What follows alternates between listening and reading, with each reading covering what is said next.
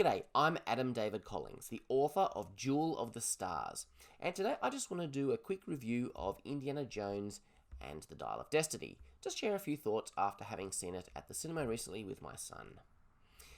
This is going to be a spoiler-free review. I'm going to talk about some of the details of the movie, and I'll try and do that in a spoiler-free way.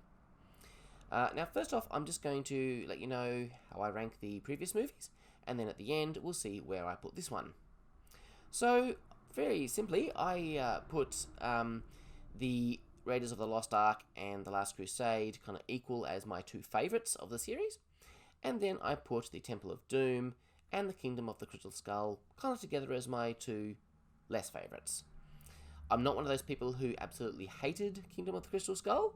It had some issues, but there was also some stuff in there that I found enjoyment in.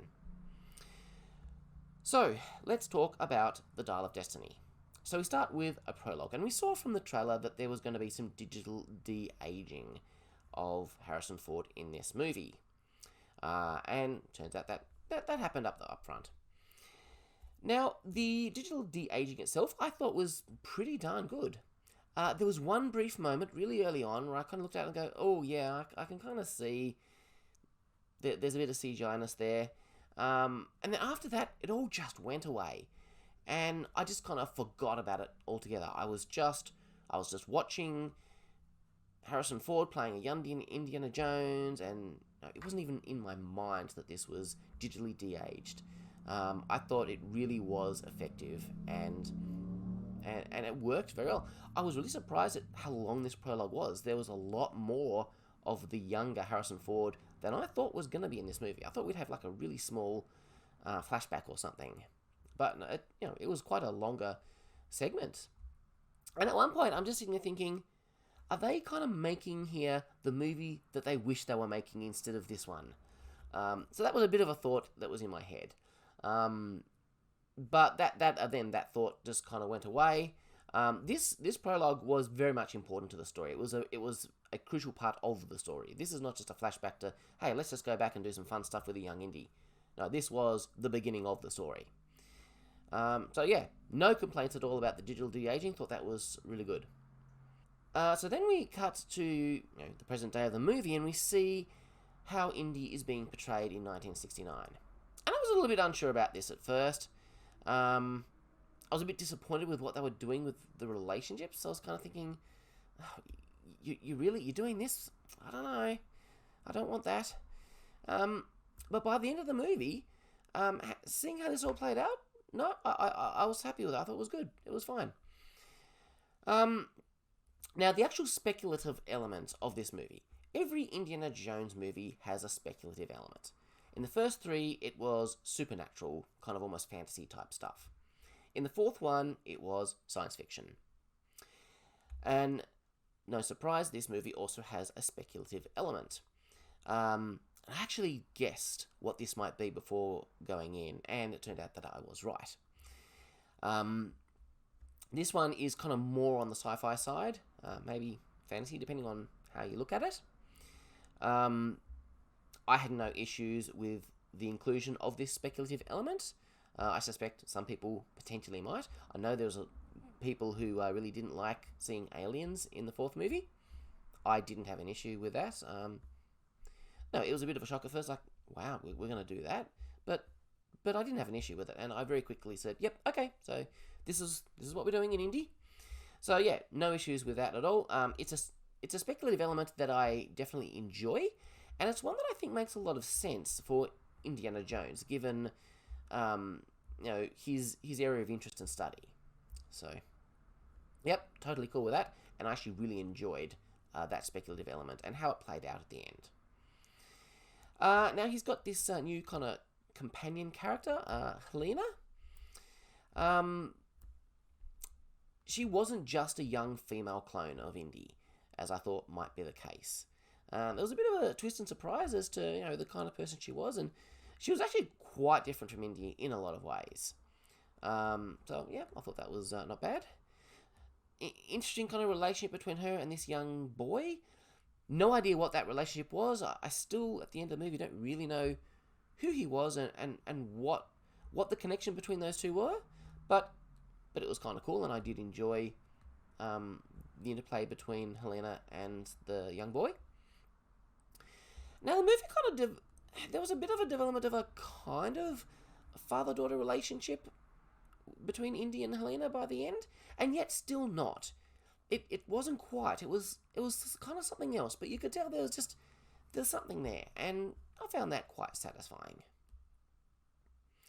There was kind of a sense at the end that Helena might go off and have some adventures of her own in the future, but I didn't have the feeling that she was going to be Indy 2.0. She is a very different person, and so whatever adventures she might have will probably be different kinds of adventures, and she would approach them maybe in a different way. If anything, I think she's more Nathan Drake than Indiana Jones. Now, this movie definitely had more heart, and it was not afraid to go to some heavier, darker places, which I really enjoyed. There's this moment in the movie. So we'd had a moment where there was quite a tragic thing that happened, but then after that there was this big kind of action, pretty light-hearted adventure sequence. And then at the end, Helena is all kind of happy and kind of almost jokey and celebrating. I was like, yeah, we did this. And Indy just stops her and calls her out, and he said, look, this tragic thing just happened. And I might be reading a little bit too much into this, but to me, this felt like almost like a commentary on the kind of the thing that we often see in Marvel movies, where there's this lighthearted thing where they don't treat heavy things with the weight that they should be treated with. There's this moment that lots of people talk about in the second Avengers movie where a character dies and then almost immediately someone cracks a joke kind of over his corpse. This felt like it was kind of calling out that kind of stuff and said, well, maybe that's not how things should be. So it was just this little moment of just a little bit of psychological realism, which is something that I enjoy. So I really liked that moment. I just thought, yeah, this is something that, intended or not by the authors, this is a comment that I appreciate. And yeah, as I said, it went to some dark and some heavy places, and that is another thing that I enjoy. So that was kind of cool. Now, Indiana Jones's statements from the trailer, he made some statements about not believing in magic. Those statements played out better in the movie than they did in the trailer. But then this quote that he makes kind of after that about I've learned it's not so much what you believe as how much you believe it. Still don't know what he's really on about with there, what he actually means by that. It's a bit weird. It's a real kind of pop spirituality kind of, let's say something fluffy that kind of sounds nice and makes everyone feel happy but doesn't really mean anything. It's definitely not a statement that I agree with, but yeah, that was there. It didn't play out any better than I thought it would. It's a very, very, very minor moment in the movie, but yeah, wasn't too keen on that. I would have liked to have seen a little more of Sulla in the movie. I think that would have been cool. I would have liked to have been a bit more involved. I think the movie paired Indy with Helena and the boy because there's this real sense in Hollywood that you've got to have your young characters, and the more into middle age I get, the less I need that personally. I would have been quite happy seeing an 80-year-old Indy and I don't know what age Sulla is, but he's certainly older than I am. But I would have been cool with them running around doing their stuff. But I didn't mind having Helena and the boy. Don't get me wrong, but it could have been cool to have Sulla there. But I did kind of in the end like what they did with him. Ultimately, I thought this movie had a decent amount of heart. Certainly a lot more heart than the previous 4 Indiana Jones movies. And I need to give a little bit of credit to Kingdom of the Crystal Skull for this, because I think it kind of started there, where they brought back Marion, did a little bit of character development and growth with Indy. Now, I'm not saying that was deep stuff, but there was a bit there, and I thought this did a lot more than that did, so that was something that I really appreciated. In the end, I was very happy with the character development and where things landed at the end in terms of Indy and his various relationships. It felt like a satisfying ending and a good ending, so I was really pleased with that. So, let's see where I actually place this movie in terms of the overall franchise. Well, I am going to place it at the top, equal with my two other favourites, the Raiders of the Lost Ark and the Last Crusade. And this was a bit of a surprise for me. Going in, I was kind of thinking, I wonder where I'm going to put this.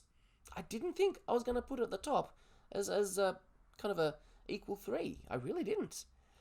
I thought, maybe I might put it, equal 3 on the bottom with the other two there, or maybe a new slot in between, or maybe even if it was really bad, down the bottom. But yeah, I got a lot of enjoyment out of this movie, a lot of satisfaction.